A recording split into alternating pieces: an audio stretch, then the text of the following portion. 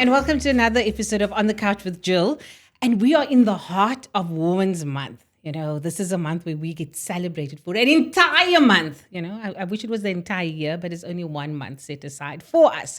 So today I have a beautiful young lady, let's say young lady, in studio with me that still is making inroads in a male-dominating world.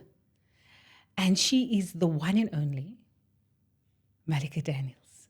Welcome to On the Couch. What an introductory. Oh, I love it. You know, I got to know you more or less a little bit after your husband. We're not going because it's not about him. We're all about women here now.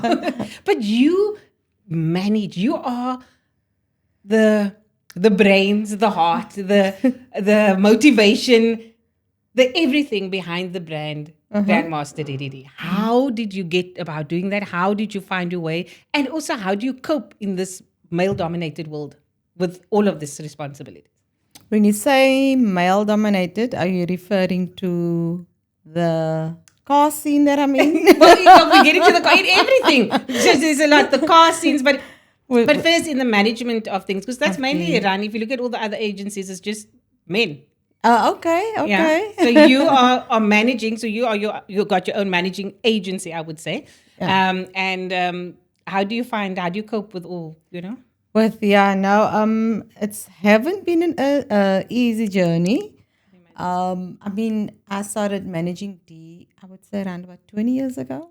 Sure. When I was in his peak, and I was thrown at the deep end. So for the company that he worked for, that did all his bookings prior to me falling in place, he wasn't happy. No, I wouldn't say happy. There was some, background things happening. Always.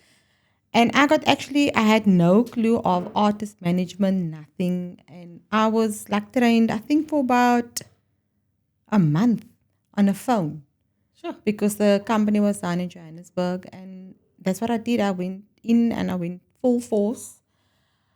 It was tough because we had two, and at that time I think I just had the one. We have two boys. And I've been juggling being a mother, being the manager. I have many hats, but it doesn't come easy. It comes with its ups and downs, but you make things work. You see, and the dynamic of managing your husband, that could be easy. Or does he just listen to everything you say? Yeah, you see, we've got a great understanding. So if I feel something isn't right, and he will respect and go with what my gut feeling is telling me. Absolutely. And in this industry, you get trampled upon and used. Yes. So that's where I step in. Is no, we don't have to go that route, and we always come up with an agreement. Okay. And he's quite easy to work with, basically. Yeah, he is quite easy to work with. Yeah. And then there's the other side. Besides the car scene, we're going to get to the car scene because this all falls under. We touched it 2 weeks ago when we spoke to Dee about it. GCAP. He gave us a bit of an insight saying that it's been in the making for 20 years, 13 years. 13 years. But it's spearheaded by the two of you. Yes. Right? Yes. Tell us a little bit more about GCAP because we didn't get into it. What is it all about? What is your role? I think your role is everything. But where did the passion for it come from? The passion has always been there, serving the community. Okay. So we just never took it to a level of where it's now. Because myself and Dee, we were just passionate about reaching out and doing what we can. And about, I think it was in COVID. Yeah. We took it to the next level because, as you know, in COVID, there was a lot of communities that didn't get any aid, didn't know help, anything. And we just decided there and then we have to take this a bit further than what we can. And then another team of brilliant people, they've been actually monitoring us for, I would say, about 2 years. Okay. And no, prior to that, sorry, I'm just trying to get my timelines. My timelines correct. Prior to that, they've probably in COVID, they've been monitoring us, seeing what we are doing. And myself and Dee was always just on the ground doing the things, you know, and with no help, but only with the help of friends and, support where we could get. And in this team of people, shout out to Argo and crew, um, they stepped in and they said, "Look, you guys are always busy on the ground. We can assist you, but getting yourself registered as a company because you've done the work already. It's just trying to get more people to fund you. They can assist." And then we've been doing workshop with Jason for 2 years, workshopping him, giving us the ins and outs, asking us what do we want and how do we see GCAP moving forward. And thankfully, we've been doing great with them. We are fully registered. We have been registered, but I just took the necessary paperwork that we still required. They ran with all of those while myself and Dee was still In the grinding trenches, and yes, in the trenches doing what we love. And thankfully, it's been going great, and I can just see things going better from here on in. Absolutely. I like I said before, I am so privileged to be a little part of it. No, you've been a great part of A it. little part of it. Absolutely. And, it's so much love there. Yeah. And it's amazing what people can do, not only women, but if we just come together. Together, And yes. put whatever we've got aside and just come together. You mentioned earlier you wear many hats. Yeah. Okay. Many hats. Like most women, wear many hats. Yeah. Where do you find the time for you? That's a very good question. The time is 11 p.m. at night. Till you wake up. Until I wake up. Oh, okay. So your interest, besides, everybody looks at you as Dee's wife, right? Let me just stop you there quickly. There was a point in time where everybody introduced me as Dee's wife. Until one day I just said, I've got a name. Yeah. "Hi, I've got a name." Yes. Malika was just always introduced as Dee's wife. So yes. Yeah. So you your own person, right? Yeah. So what do you enjoy doing? I actually have a lot of passions. Funny enough, a lot of people don't know, but I have a certification in nails. I love doing nails. Okay, so now we know where we can go next, guys. But unfortunately, Dee's career and lifestyle is very demanding. So I actually just pushed aside what my passions are.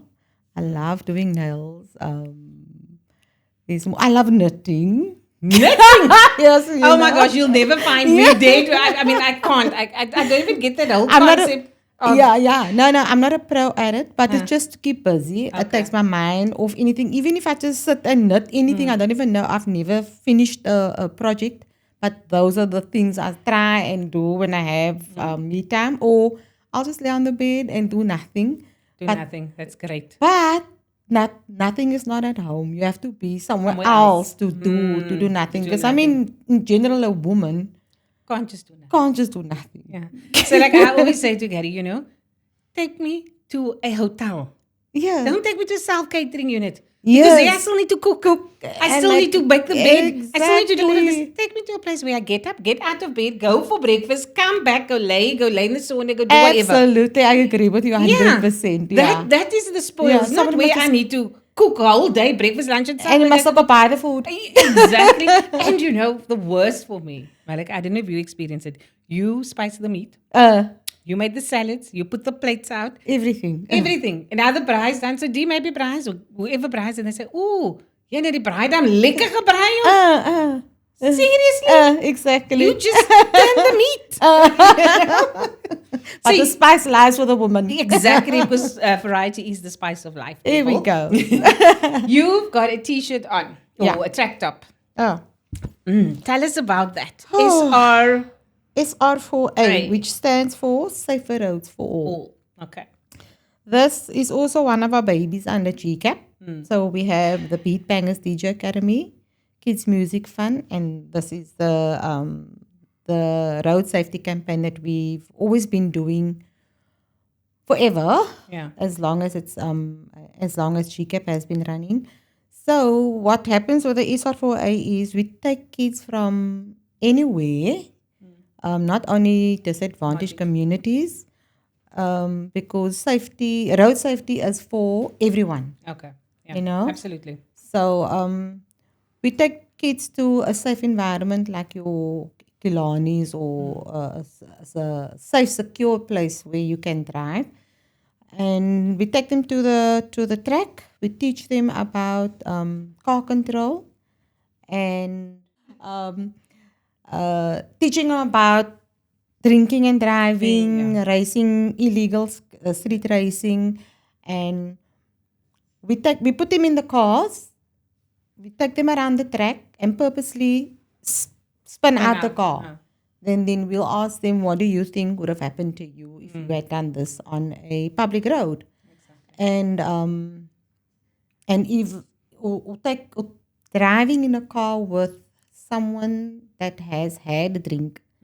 So we try and teach them young to The responsibility of being behind the wheel. Yes, and not getting into a car and maybe going home with a message to auntie, uncle, ma, pa, whoever, family members, friends, not maybe to tell them, Dad, Mom, I'm not getting in the car with you because you had maybe want to drink and it's irresponsible. You know, those And basic and it's not a things. matter of disrespect, it's a matter of being responsible. Responsible. Absolutely. But, absolutely. I saw a video, guys, on Facebook, I think it was, or Instagram, where Dee was sitting in the passenger seat. And I was saying it, slower, Malikah, slower, slower. Don't tell like it, what did you slow down, stop it, car. What was that all about? Which one was that? They had Kilani, you were doing some drifting or spinning or Yeah. something, and he's like, slower, slower. I get so gelach. Now you see these got this fear of driving with me. They call me fearless. Fearless. So if you're in Kalani, we have fun. So now they all him and Anwar, I know both of them, they are sketch. Oops. Speak. We'll blurb that out. So the thing is, what we're actually saying is that women can spin a car. Oh, absolutely. Women can do whatever we want. Yep. Yes, we can. Listen, it's not a male sport. Where does it stand? It's a male sport, you know? I mean, I've started doing drifting and all those things about 13 years ago. And I mean, all the guys were very supportive. I was never lashed out for being a woman trying supposedly a man's sport. Yeah. Any sport doesn't mean not necessarily Designed for men. yes. Yeah. It's not But only that was designed. the funniest thing I saw in a while was this dish saying, slow down, slow down.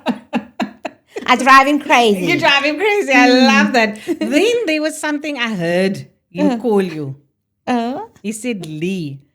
Okay. Why? Where's Lee? How does Lee fit in? Who's Lee? What is that? That is my pet name for him. Lee. I would love to know why Lee, though. Did you have maybe a vision of a Lee? Better not be other Lee. Yeah, or a dream of a Lee. Malika.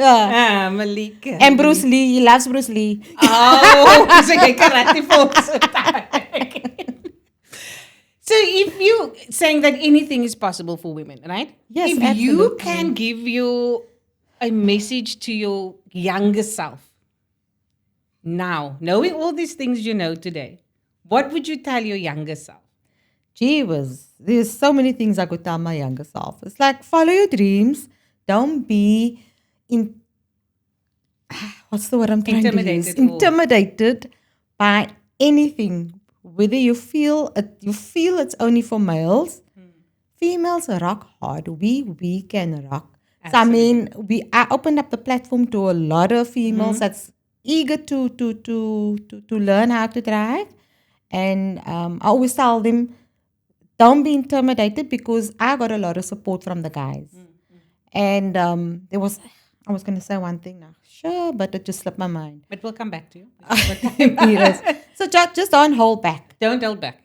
Yeah. Don't hold back if you want to pursue your dreams of becoming anything you want, whether it be whether you feel it's a male-dominated sport, it's not. Females can do it too. I mean, there's a female rugby team. Exactly. There's a female soccer team. There's Hockey teams, hockey team. everything. So Yeah. same goes for motorsport Yeah, as well. as well. And I mean, there's females riding motorbikes. I was one of them. Yeah. I was actually was never really interested because as colored girls, we were never introduced to things like this. You know, we weren't growing up on a farm where the bikes need the rondley that you can jump on. And then we joined a certain club and all these females were riding it. I'm the only one that's a pillion. And I'm like, hell no. You can do this. I can do this. And I went and I got my license and I did all of that. And Well done to you. thank you. And when you get off that bike, Ben, they must, I don't see you got hair. Like, you must start weggestick and you take that helmet off And they see it's a woman. It's a woman, especially in our community.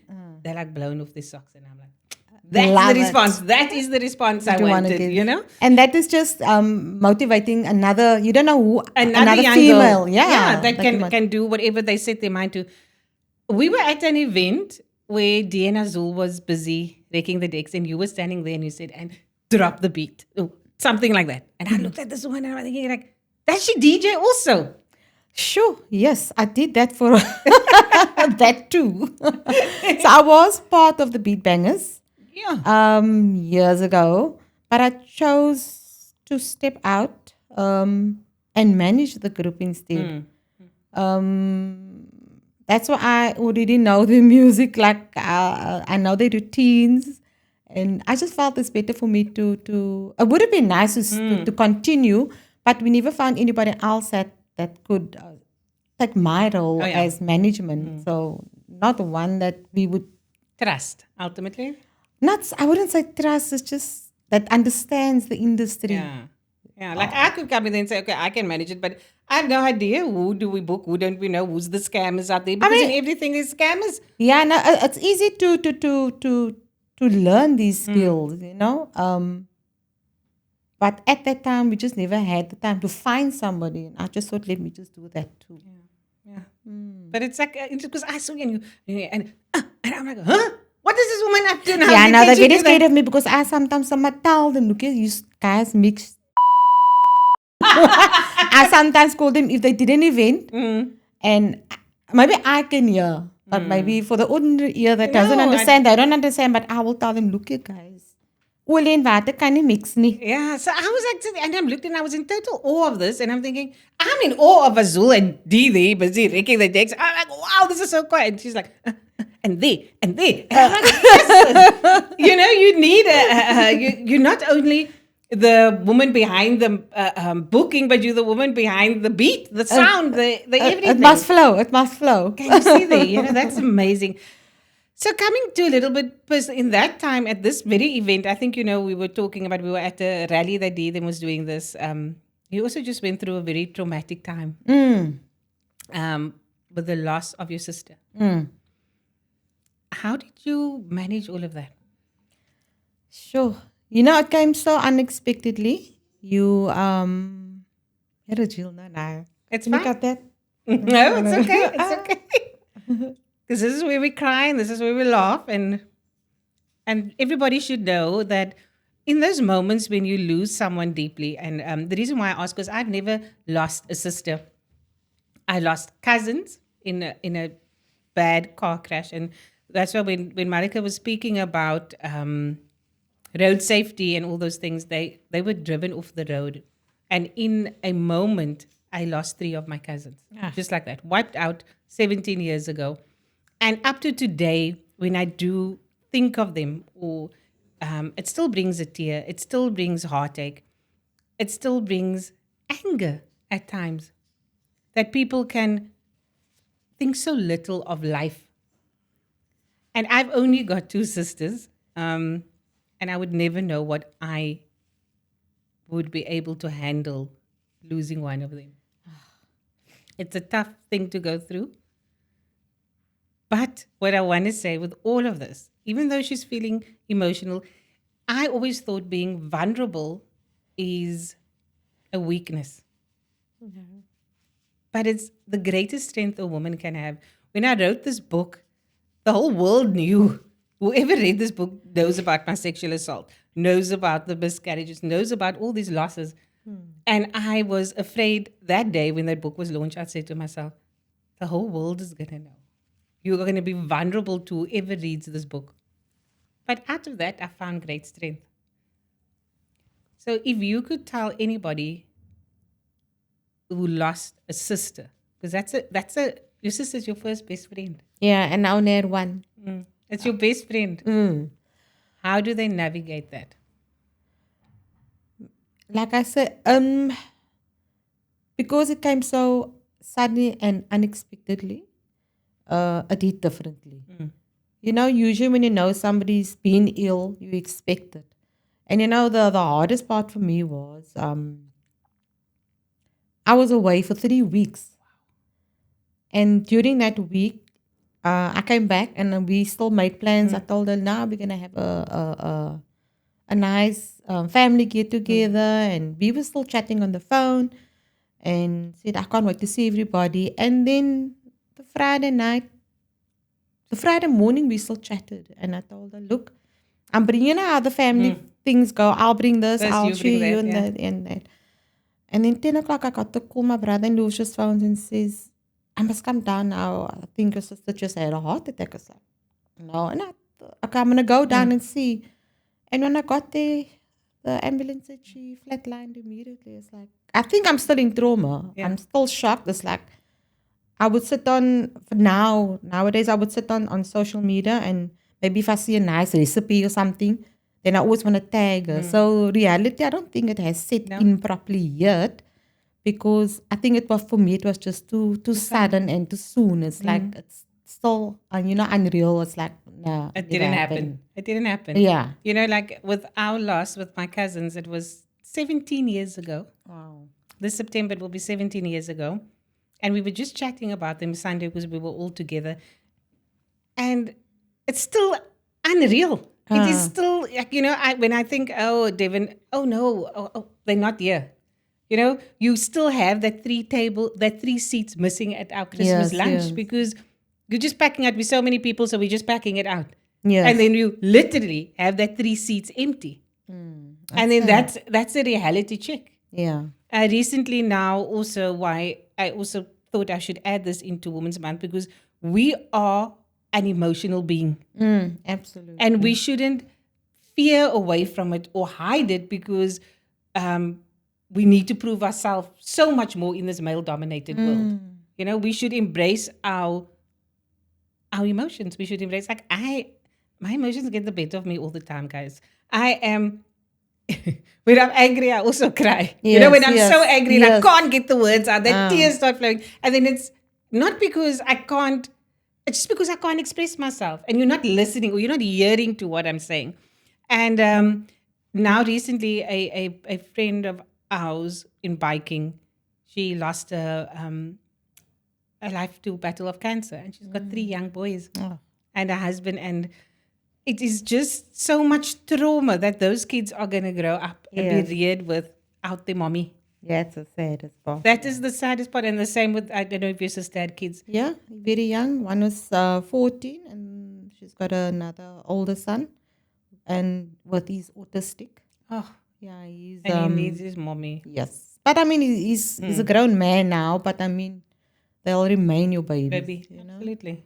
And she managed a lot in her life. So just for a moment, can we take for all the women that has lost their lives in some or other way and just remember for that little bit of void that's left in our life now without them.